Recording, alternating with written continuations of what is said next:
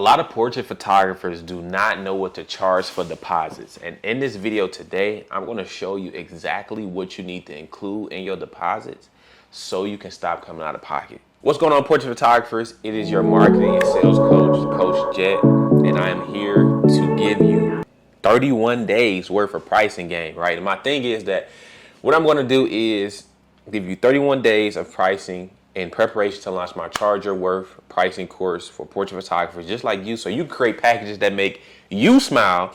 And my thing I'm thinking about is that if I do not go 31 days straight, right? So if I'm on day 10 and I mess up and I miss out on day 10, if I don't go 31 days straight, I got to start all the way over, which I don't want to do, and drop 31 more videos on pricing. But the whole plan is that to give you a whole bunch of free content. So even if you do not decide to grab the course, which I'm pretty sure you are, because it's super fire, you still got a whole bunch of free content that you can consume in order to learn how to price yourself. So your deposit for your photography experience should cover what I call your invisible cost.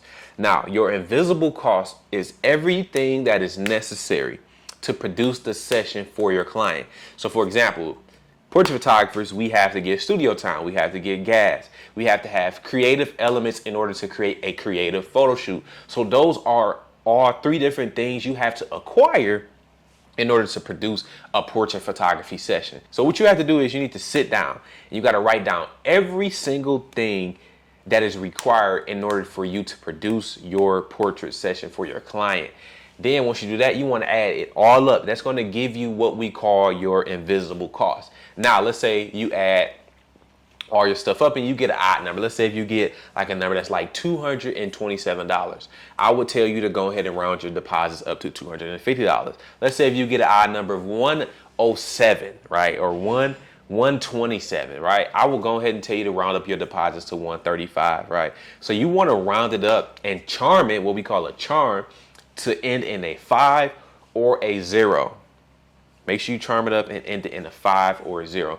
And when you finally sit down, tally up all of your costs that it takes to produce a session, which gives you your invisible costs, you will then be able to figure out what to charge for your deposits. So now you can stop coming out of pocket when you do your photo shoots. That is a big no-no. You never want to come out of pocket. Not you paying for studio time, not you paying for the props, not you paying for anything that is required to produce a session. So now that you know exactly what to include to get your deposit, and you know exactly how to do the tactic to create your deposit, what I want you to know is that there are 5 common mistakes I see portrait photographers making when they're pricing themselves, and I do not want that to be you, especially if you're starting out. So what I've done is I put them all 5 of them in one easy to consume PDF guide that you can download with the link in the description. Because listen, worst case scenario, you continue to lose clients, right? But you do not have to scare away your clients with your pricing.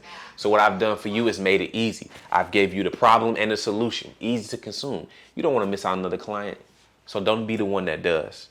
Coach Jet out.